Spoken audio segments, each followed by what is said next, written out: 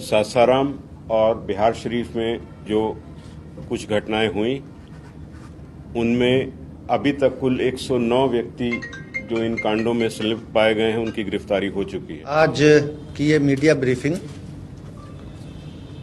बिहार में पिछले 2 दिनों में रामनवमी के त्यौहार के संबंध में आयोजित की गई है।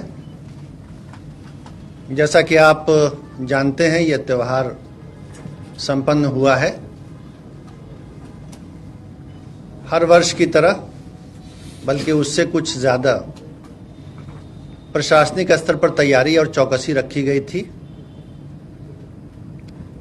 रामनवमी के त्यौहार के लगभग 1 सप्ताह पहले राज्य के मुख्य सचिव डीजीपी साहब, अपर मुख्य सचिव गृह विभाग और पुलिस के वरीय अधिकारियों के द्वारा वीडियो कॉन्फ्रेंस के माध्यम से राज्य के सभी जिला पदाधिकारी, पुलिस अधीक्षक, वरीय पुलिस अधीक्षक, रेंज के आईजी और डीआईजी और डिविजनल कमिश्नर के साथ वीडियो कॉन्फ्रेंस करके मुख्यालय से उनके साथ निर्देश भी उनको दिए गए थे और उनके द्वारा की गई तैयारी, बंदोबस्त की समीक्षा भी की गई थी।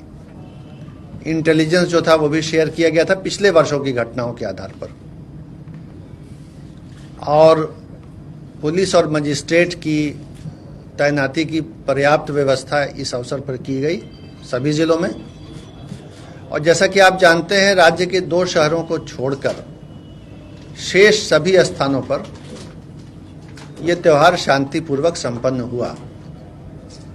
और इसके लिए मैं राज्य की पुलिस को, जो श्री आर.एस. भट्टी डीजीपी साहब के नेतृत्व में काम कर रही है, और गृह विभाग और मजिस्ट्रेसी को, जो चैतन्य प्रसाद जी के नेतृत्व में है, मैं धन्यवाद भी देता हूं। बिहार शरीफ और सासाराम में कुछ कोशिश की गई अशांति फैलाने की,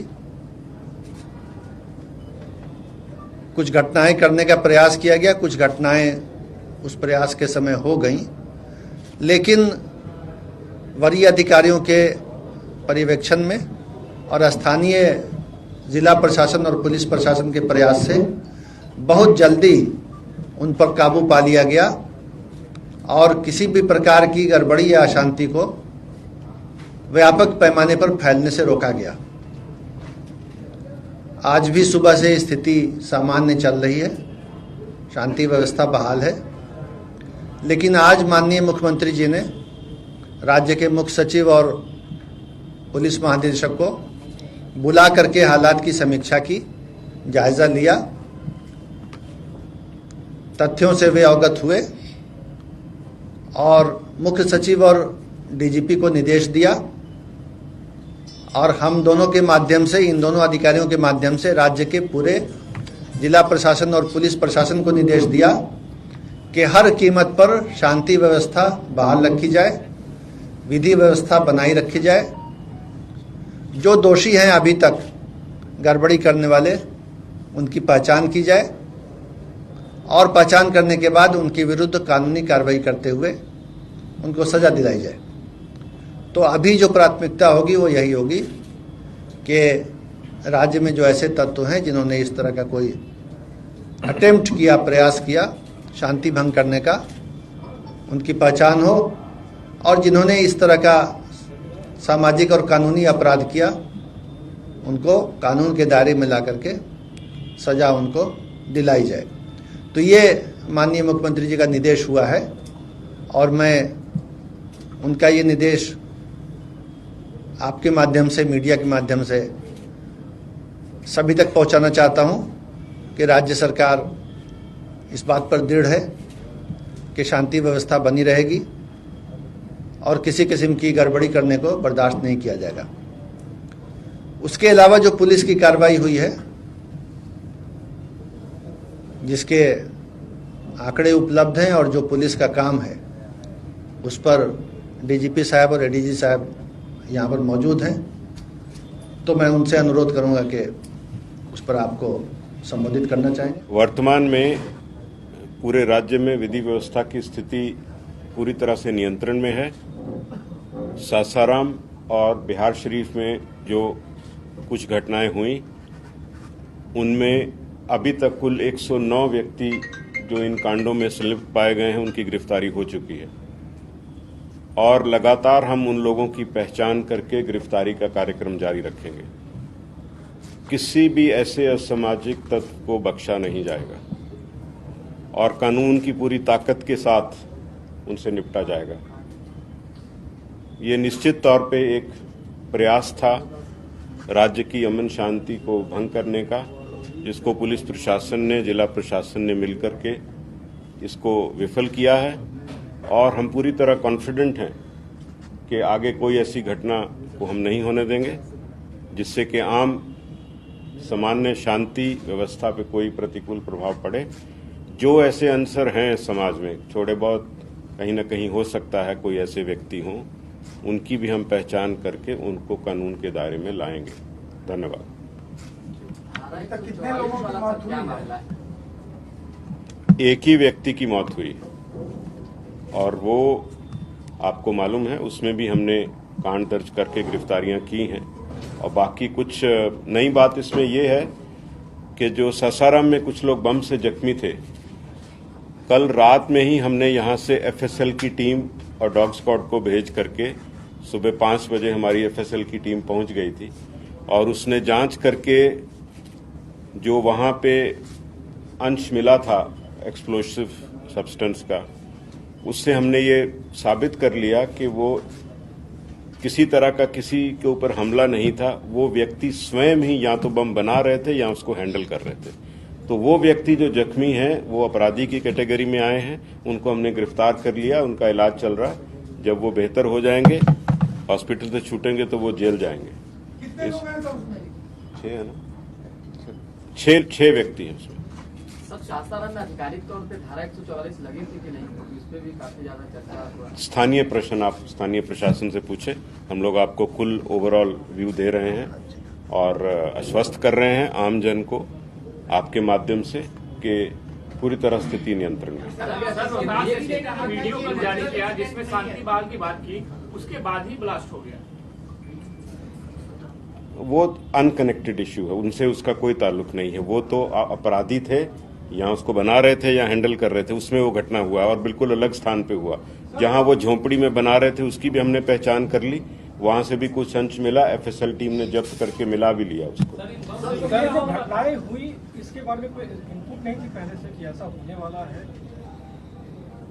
देखिए, हर चीज की इनपुट होना एक पहलू है। जैसे मुख्य सचिव महोदय ने कहा, 1832 जुलूस पूरे राज्य में चल रहे थे रामनवमी के अवसर पर, और ये 2 स्थानों को छोड़ करके बाकी सारे सफल रूप से संपन्न हुए हैं।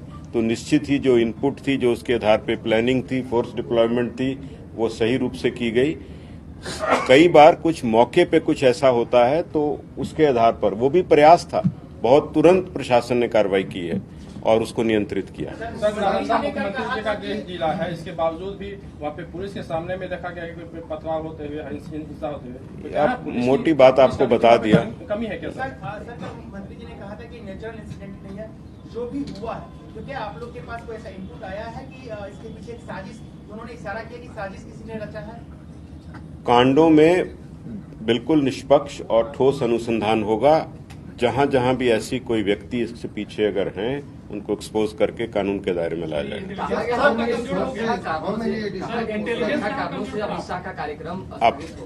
Sir, how many additional forces have been deployed for these, festivities and all this? And second thing, sir, is there any additional paramilitary forces which were asked by? सो रामनवमी के अवसर पर हर वर्ष कुछ अतिरिक्त बल, केंद्रीय बल मांग किए जाते हैं। उसी के तहत इस बार भी कुछ मांग किए गए हैं और ये घटना के बाद भी हमने कुछ कल रात्रि में भी मांग की थी। उसमें हमको 4 कंपनी और बल मिला है देर रात्रि में, जो आज दिन में पहुंच गया है। सर, क्या बिहार पुलिस सोशल मीडिया पर भी? आपने एक और बात पूछा था। हाँ, I just asked कि was there any specific additional demand from the state government? नहीं, सामान्य जो हम हर रामनवमी के पर्व के समय पे करते हैं उसी रूप में था। एडिशनल इस घटना होने के बाद हमने कुछ कंपनी मांगी, उसमें 4 रात में मिली। Sir, today we were informed by the Union Home Ministry that additional paramilitary forces have been, asked or required by the state government, which we are sending. वो 4 कंपनीज उसमें हैं जो कल रात का जो हमने रिक्विजिशन किया था उसमें 4 कंपनी उन्होंने भेजी है जो आज दिन में पहुंची। सर, एक वीडियो कल पटना के मनेर शरीफ का भी आया था सामने, उस सब पे कार्रवाई होगा, आप निश्चिंत रहें। एक वीडियो का एनालिसिस और कार्रवाई होगा। सर, क्या ऑर्गेनाइजर्स ने परमिशन लिया था, क्या उनकी भी जांच होगी कि जो सब चीज की जांच होगी, कोई बख्शा नहीं जाएगा, आप देखते जाइए। बिना लाइसेंस के कोई जुलूस थे क्या, जो कि was there any जुलूस which was without license? नहीं, सब जुलूस को विधिवत लाइसेंस और उसमें निर्धारित शर्तें होती हैं लाइसेंस की, उसके तहत हैं। लेकिन हाँ, कहीं अगर उल्लंघन है वो सब की तो जांच होगी, सब चीज फुटेज की जांच होगी, आपको बताया जाएगा ड्यू कोर्स। अब मैं अपर मुख्य सचिव मुख्य सचिव महोदय से एक सवाल है, 144 लगा था या नहीं, इसको लेकर के कंट्रोवर्सी है, तो आप लोग स्थिति स्पष्ट कर दें कि क्या लगा था या नहीं।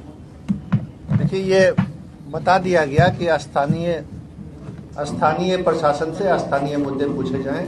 इस प्रेस कॉन्फ्रेंस में हम लोगों ने यहाँ पर राज्य की स्थिति आपको बता दी है और जो तैयारियां थी और जो स्टेप लिए गए, जो गिरफ्तारियां हुआ वो बता दी हैं। धन्यवाद, थैंक यू।